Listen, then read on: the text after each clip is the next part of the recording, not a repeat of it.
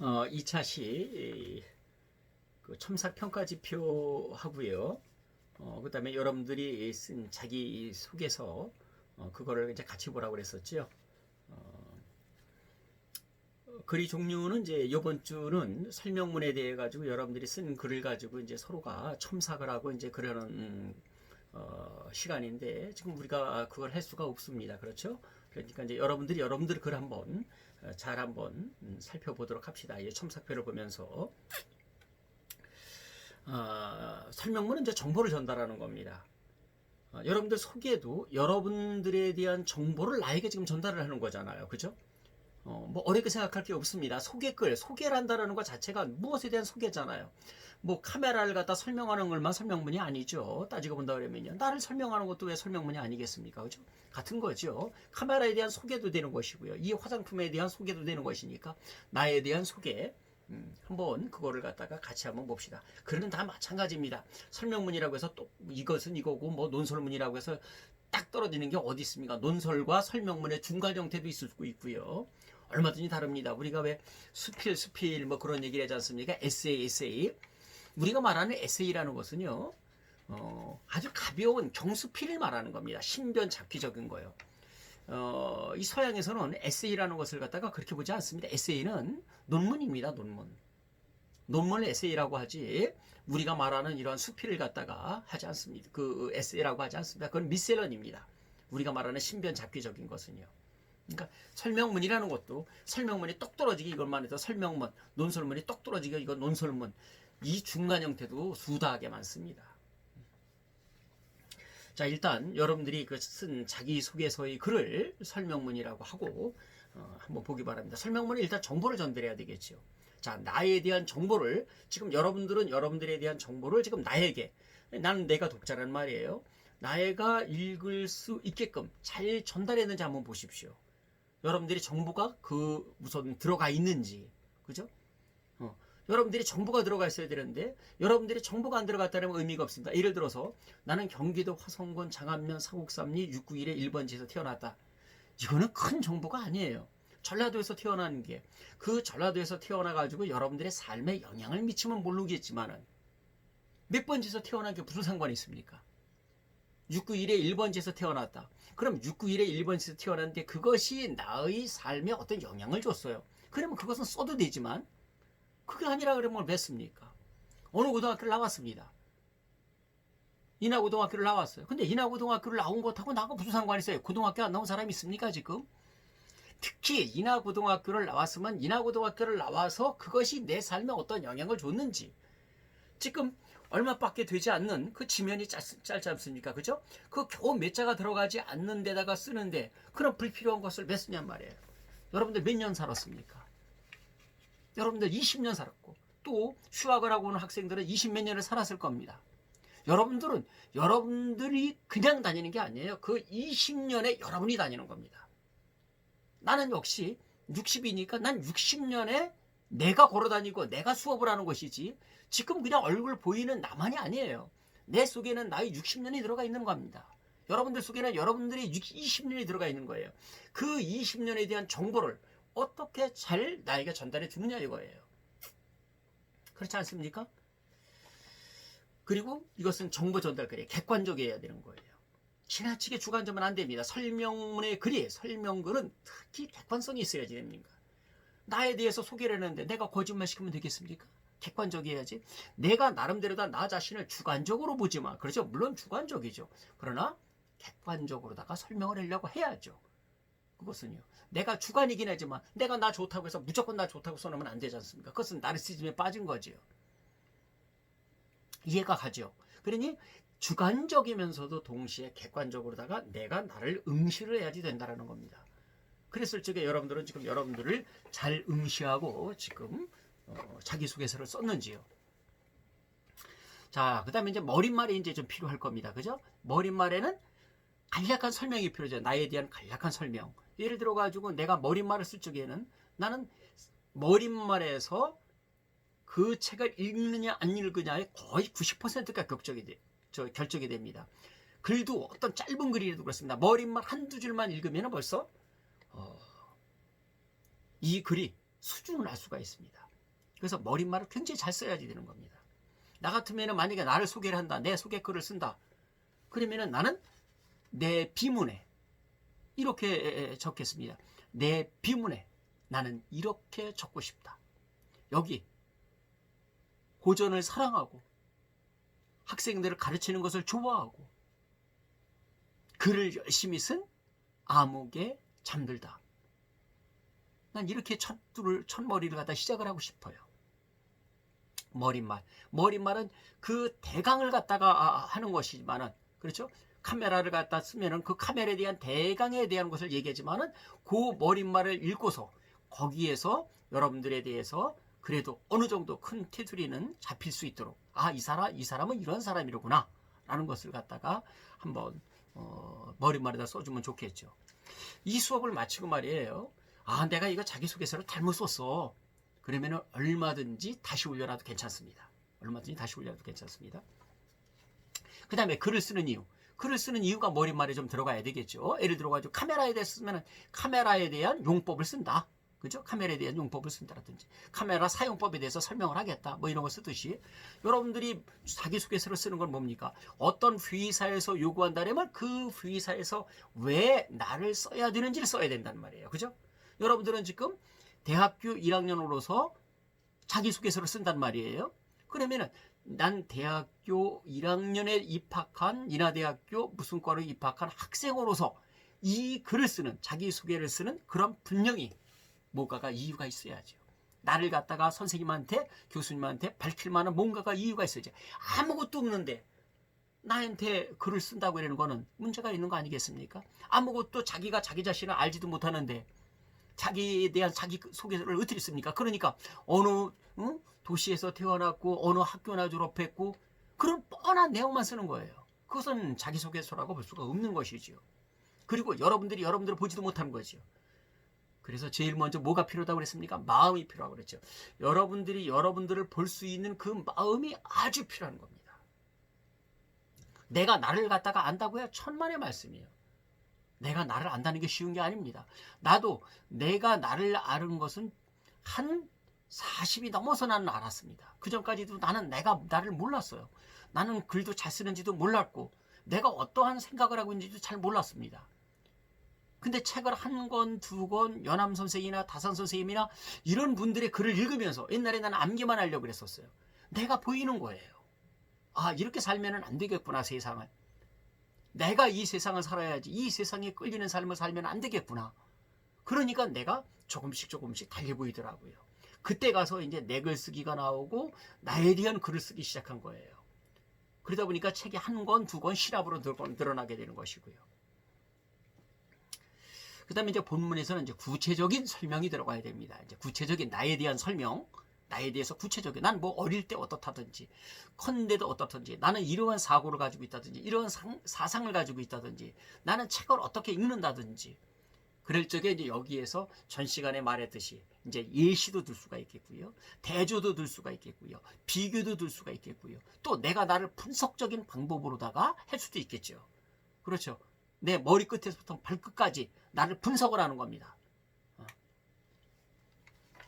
열거도 될 수가 있겠고요. 그죠? 다양한 방법을 써가지고 다양한 설명 방법을 써서 여러분들 자신을 설명할 수 있겠습니다. 그 다음에 이제 맨 마지막에 결론 부분에 가서 그러므로 나는 이러한 사람이라는 거 뭐 써줘도 좋고 안 써줘도 좋습니다. 이미 본문을 읽으면은 나는 여러분들이 어떠한 사람이라는 것을 갖다가 알 수가 있기 때문에요. 근데 내가 여러분들의 글을 읽었는데도 이 학생이 어떤 학생이 난 도저히 모르겠어요 하면은 여러분들의 자기소개서를 그는 쓰나 마나인 것이죠. 그렇지 않습니까? 자, 1단계로 들어갑니다. 이렇게 이제 머릿말, 본문, 결론 이렇게 물론 이제 3단으로다가 구성할 필요는 없습니다. 본론만 써도 상관이 없습니다. 머릿말하고 결론도 빼도 상관이 없어요. 자기 나름대로 다 쓰세요. 1단계는 첫인상 글을 한번 쭉 읽어봅니다. 이제 여러분들 자기소개서를 써놓은 글을 쭉 읽어보세요. 그리고는 첫인상이 어떠한지 여러분들이 한번 생각해 보기 바랍니다. 옆에다 쓰세요. 읽어보니까 다시 한번 내가 그냥 쭉 한번 읽어보니까 이건 뭐 내가 나에 대해서 썼는데 내가 보이지가 않네. 그런 것도 나올 수 있을 것이고요. 그렇죠? 첫인상을 한번 써보세요. 아, 내가 이거 읽어보니까 좀 논리적으로 허점이 있네. 읽을 적에는 눈으로 읽지 마세요. 입으로 읽으세요. 눈은 보고 그냥 입으로 읽으면 귀가 알아듣습니다. 앞뒤 문맥이 맞지 않는 것을 말이에요. 귀가 정확하게 알아들어요. 여러분들 주어와 서술어를 갖다 뒤바꾸는 거 알잖아요. 다 귀로 다 듣고 알잖아요. 귀가 여러분들 것을 판단을 해줍니다. 노래는 못 불러드리고 귀명창이 있잖아요. 들을 줄 안단 말이에요. 말은 잘못하지만 들을 줄 안단 말이에요. 내가 학생에게 수학은 못 가르치지만 수학 정석은 못 가르치지만 수학 정석을 잘 가르치는지 못 가르치는지를 갖다 판단을 할 수가 있습니다. 묘하게도요. 그러니까 이 귀를 항상 잘 열어두세요. 그리고 반드시 음독을 하세요. 첫인상 글을 한번 읽어본다. 첫인상은 어떠한가? 첫인상이 그저 시원치 않아? 다시 쓰세요. 다시 쓰세요. 자기소개서는 맨 마지막에 여러분들 학점을 정리할 적에 반드시 내가 읽어보고 학점이 같을 경우에는 그것을 가지고 내가 평가를 합니다. 자기소개서 잘 써야지 되는 겁니다. 두 번째, 이제는 꼼꼼하게 읽어보세요. 꼼꼼하게 읽으며 다음의 항목에 대해서 칭찬하거나 조언할 것이 없는지를 살핀다고 그랬습니다. 이건 이제 다른 사람의 글인데 여러분들은 여러분들의 글이잖아요. 그러니까 내 이 부분은 내가 참 잘 썼구나. 이 부분은 내가 쓰다가 말았어. 난 이 부분을 좀 더 써야 돼. 그러면은 더 넣으세요. 이 부분은 내가 불필요한 것을 썼구나. 내가 그냥 의미가 없는 얘기를 썼어. 그럼 지워버리세요. 가차없이 지워버리세요. 그런 거는요. 지금 나를 갖다가 소개를 하는 글인데 왜 지금 엉뚱한 소리를 하고 있습니까? 그런 글들은 다 지워버리기 바랍니다. 또 넣지 않은 게 있으면 내가 이거 넣어야 되는데 그러면 넣으면 되는 것이죠. 또 쓰기가 귀찮으니까 그건 말이 안 되는 겁니다. 내가 지금 단 한 사람밖에 없는 이 세상에 단 한 사람밖에 없는 내가 나를 소개하는데 그게 말이 되나요? 그 다음에 글쓰기 일제 수행 주어진 조건을 고려해야 됩니다. 분량을 준수하였는가.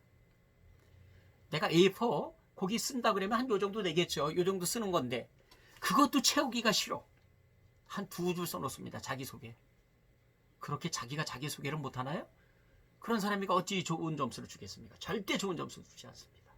절대 좋은 점수 주지 않습니다. 물론 이렇게 쓰려고 그러면 괜찮습니다. 지금까지 나는 자기소개서를 가장 잘 쓴 글을 갖다가 몇 번 봤습니다. 가장 잘 쓴 글은 그 중에서 어떤 학생이 아무것도 쓰지 않았는데 거기다 흙을 붙여놨어요. 요것만한 흙덩이 하나를 갖다 자기소개서에 딱 붙여놨더라고요. 그래서 근데 불렀습니다.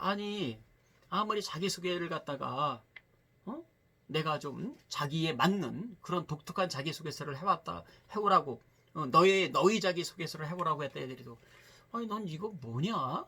그랬더니 교수님 제 자기소개서를 읽지 못하시는군요. 그 학생이 우리 학교에 이제 국어교육과 학생이에요. 그래가지고 내가 뭘 못 읽었는데 너 지금 흙덩이 하나 붙여온 거 아니야? 교수님 씨를 갖다가 키워주는 게 나무에 씨 하나 떨어진 거고 키워주는 게 뭐죠? 땅이지. 그때서야 제가 느낀 교수님 저는요 국어교육과잖아요. 학생들이 씨를 뿌릴 수 있게 그리고 그 씨를 잘할 수 있게 하는 흙과 같은 선생님이 되고 싶어요. 흙과 같은 선생님이 되고 싶다고요. 그래서 제가 자기소개서에다가 그 흙을 붙여놓은 겁니다. 제가 감탄하지 않습니까? 작년 이 정도 되면은 자기소개서 A+감입니다. 지금 고등학교 선생님입니다.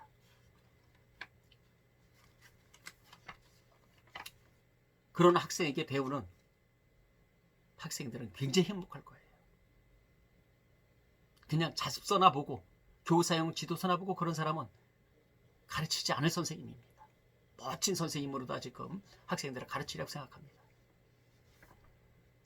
주어진 조건 고려하세요. 그 양보다 한두 줄로다가 내가 10줄 쓰는 것보다 더 낫다고 그러면 모르겠거니와 그렇지 않으면 적어도 주어진 조건은 고려해야 됩니다. 제시된 주제와 글의 형식에 부합하는가? 제시된 주제, 나는 자기소개를 해오라고 그랬어요. 그러면 자기소개를 해야 되는데 엉뚱한 얘기를 하고 있으면 그건 되겠습니까? 그렇죠? 내가 내 소개를 했는데 대학이라는 것은 무엇인가에 대해서 쓴다거나 내가 대학에 들어서 내가 무엇을 배운 것인가를 쓰면 괜찮지만 그렇지 않습니까? 자기 소개를 하는데 엉뚱하게 대학이란 무엇인가를 쓴다 그러면 그건 되는 건 아니죠. 그렇지 않습니까? 그 다음에 독자를 고려하였는가? 여러분들 자기소개서 쓴 글 누가 읽습니까? 내가 읽습니다. 글쓰기와 토론 가르치는 내가 읽는 거예요. 여러분들 친구가 읽는 글이 아닙니다. 동네 아주머니가 읽는 것도 아니고 아저씨가 읽는 것도 아니고 초등학생이 읽는 것도 아닙니다. 대학 교수인 내가 읽는 글입니다. 대학 교수인 내가 읽는 글에 맞게끔 써보세요. 그러려면 쓰고 또 써야지 될 겁니다. 리드 지수라는 게 있습니다. 어휘죠. 리드를 읽는 그러한 지수. 그 어휘입니다. 어휘. 초등학생들에게 어려운 낱말 갖다 하면은 못 알아듣지 않습니까? 그죠? 유치원 애들한테 글쓰기와 토론 못 알아듣습니다. 내가 읽는 거니까 어떠한 어휘든지 여러분들은 가능할 거라고 생각합니다. 그래서 어휘의 힘이 바로 글쓰기의 힘입니다. 어휘는 반드시 여러분들이 챙겨줘야 됩니다. 그것을 연장통이라고 합니다. 연장통.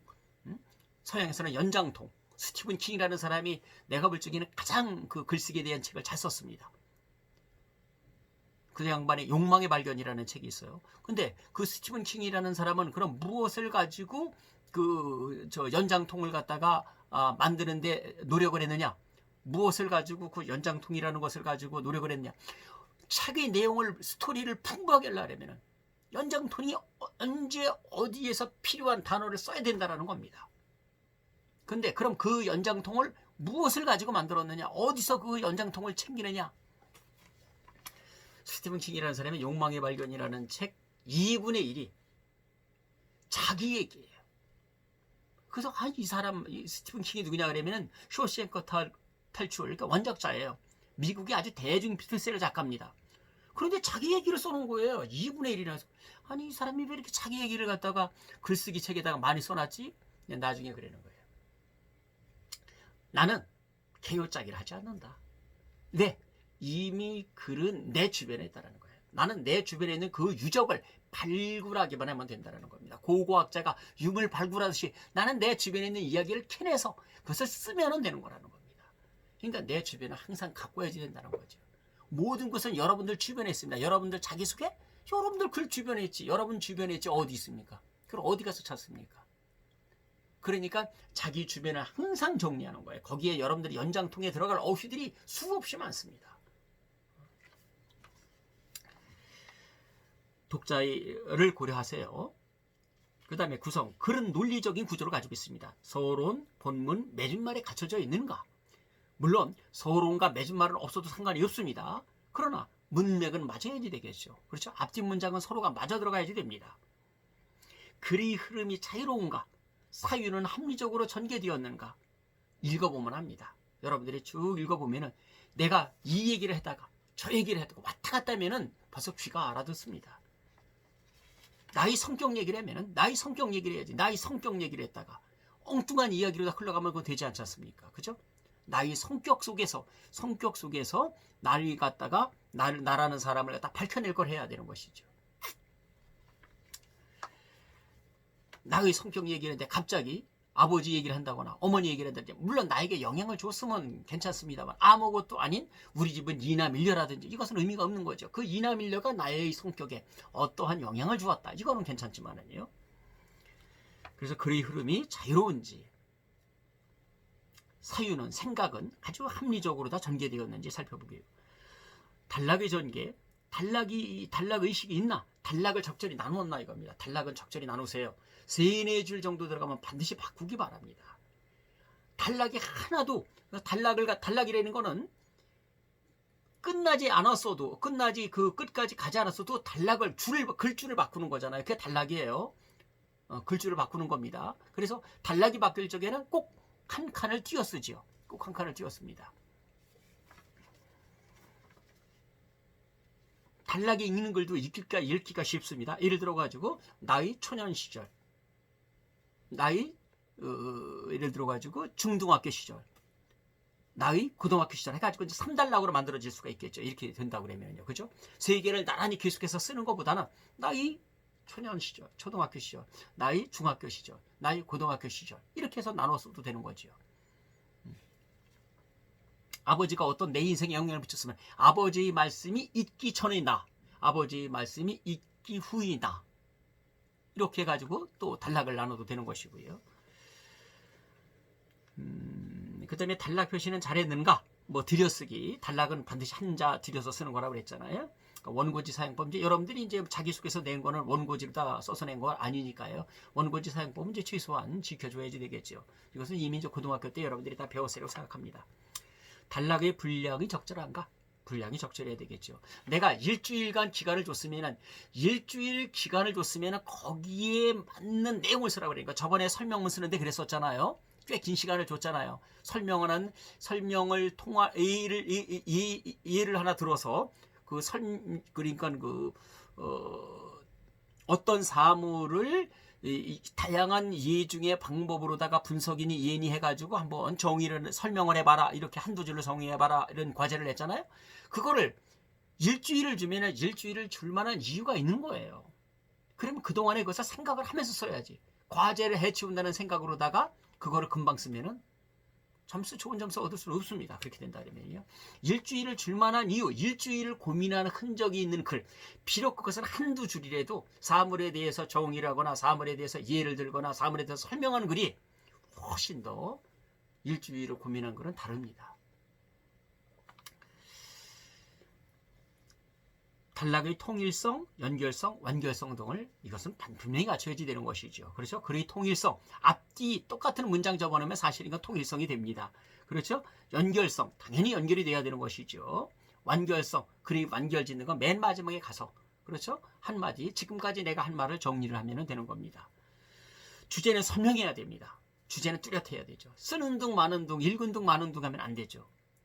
내 글에서, 내 속에서의 그 주제는 명확해야 됩니다. 나는 이러이러한 인간으로 세상을 산다. 나는 이러이러한 사상을 가지고 있다. 이것은 분명한 그런 선명한 게 나와야지 됩니다. 주제의식이. 그 다음에 이제 통일성, 완결성, 명료성. 위에서도 얘기했지만은, 명료성에서는 설명하고자 하는 내용이 잘 전달되었는지 한번 살펴보고요. 또 적절한 설명의 방법을 잘 활용하였는지도 한번 부가적으로 다 설명을 해보세요. 내가 이거 예를 들으면 더 나를 갖다 잘 설명을 했을 텐데, 그러므로 지금까지 나를 갖다가 한마디로 표현한다면 나는 연필과 같은 사람이다. 새롭게 연필은 힘이 무뎌졌으면 다시 그거를 깎아서 쓰지 않느냐. 나는 그렇게 끊임없이 내 자신을 갖다가 새로운 사람으로 만들기 위해서 연말을 하는 그런 사람이다. 또 문장의 정확성, 비문이 있는가? 비문이 있으면 이건 점수가 그대로 다 깎이죠. 그죠? 오타도 조심하세요. 오타는 뭐 한두 개 어쩔 수 없겠지만은 비문만 쓰면 안 됩니다. 그렇죠? 거기다 마침표 찍지 않으면 안 되고요. 쉼표 들어갈 때는 쉼표 찍으세요. 반드시 단문으로 쓰라고 그랬습니다. 마침표 안 찍는 사람들도 굉장히 많습니다. 비문 잘못 쓰는 사람들, 그 맞춤법이 어긋나게 쓰는 사람들도 굉장히 많습니다. 주어와 서술로 안 맞는 사람들도 많고요. 그 다음에 그 어휘는 정확하게 사용하였는가? 그렇죠? 적절한 어휘. 거기에 맞는 어휘를 사용해야 되겠죠?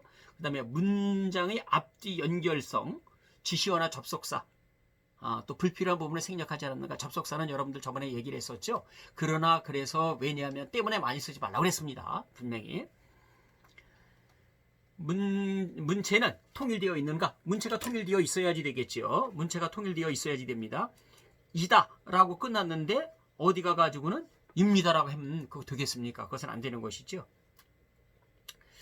그 다음에 어문 규정에 맞춰야 된다는 겁니다. 맞춤법이라든지 띄어쓰기 같은 거는 좀 잘 맞추고요. 벌써 시간이 24분이 넘어가고 있군요. 글쓴이가 말하고자 하는 바는 잘 전달하였는가? 여러분들이 여러분들 자기소개를 잘 했는가? 다시 한번 보고요. 맨 마지막에 가서 총평 글을 다시 한번 읽고 첫인상이 왜 그랬는지 가늠해보고 전체적인 소감을 쓴다. 아, 내가 첫 번째는 왜 내가 자기소개를 이렇게 했었지? 두 번째 내가 다시 한번 내 글을 보니까 이런데? 이런 것을 갖다가 찾아낸 사람이면 지금 나와의 수업을 잘 듣는 사람이에요. 그러면은 자기소개서를 다시 한번 작성해서 여러분들이 제출해 주기 바랍니다. 다음 주에는 이제 중간고사 기간인데요. 중간고사는 따로 내가 공지를 하도록 하겠습니다. 수고했습니다.